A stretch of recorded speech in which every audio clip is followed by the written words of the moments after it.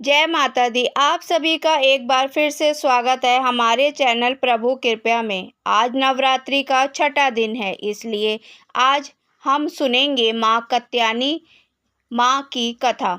इस दिन माँ दुर्गा के कात्यायनी रूप की पूजा की जाती है। कहा जाता है कि माँ कात्यायनी की पूजा करने से व्यक्ति को अपनी सभी इंद्रियों को वश में करने की शक्ति प्रदान होती है।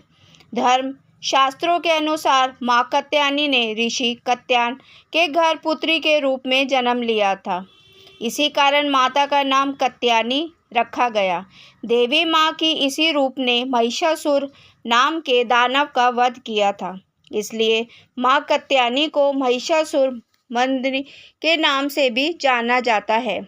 पौराणिक कथा के अनुसार कात्यायन ऋषि ने माँ भगवती को पुत्री के रूप में पाने के लिए कठोर तपस्या की। महर्षि अत्यंत ही तपस्या से प्रसन्न होकर माँ भगवती ने उन्हें साक्षात दर्शन दिए। कात्यायन ऋषि ने माता को अपनी मंशा बताई। देवी भगवती ने उन्हें वचन दिया कि वो उनके घर पुत्री के रूप में जरूर जन्म लेगी। और फिर जब तीनों लोक पर महेश्वर नामक दैत्य का अत्याचार बढ़ गया और सभी देवी देवता उससे परेशान हो गए, तब त्रिदेव ब्रह्मा विष्णु और महेश जी के तेज से माता ने महर्षि कात्यायन के घर जन्म लिया। इसलिए माता के इस स्वरूप को कात्यायनी से जाना जाता है। माता ने जन्म के बाद कात्यायन ऋषि ने सप्तमी, अष्टमी, नवमी तीनों दिनों तक माँ कात्यायनी की विधिवत पूजा अर्चना की।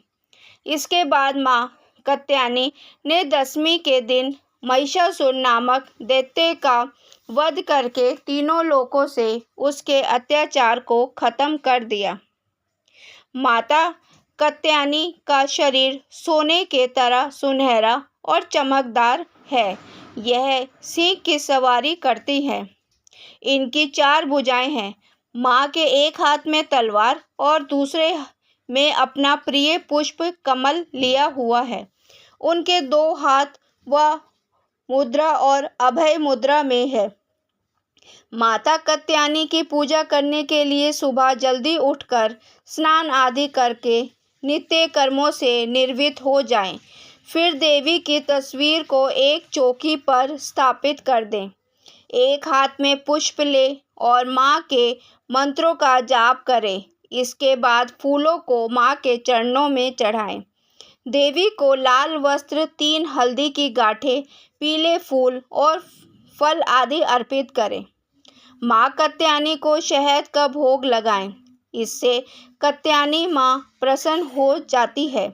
इसके बाद दुर्गा चालीसा का पाठ करें। माँ के मंत्रों का जाप करें।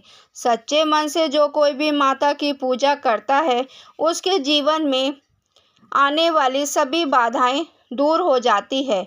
माँ को सुगंधित पुष्प अर्पित करने से शीघ्र विवाह योग बनता है और प्रेम संबंधी बाधाएं भी दूर हो जाती है।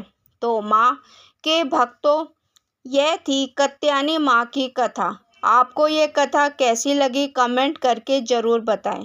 जय माता दी। आप सभी पर माँ कात्यायनी कृपा दृष्टि बनाए रखे, आपके सभी भंडारे भरे। हरे कृष्णा। जय माता दी।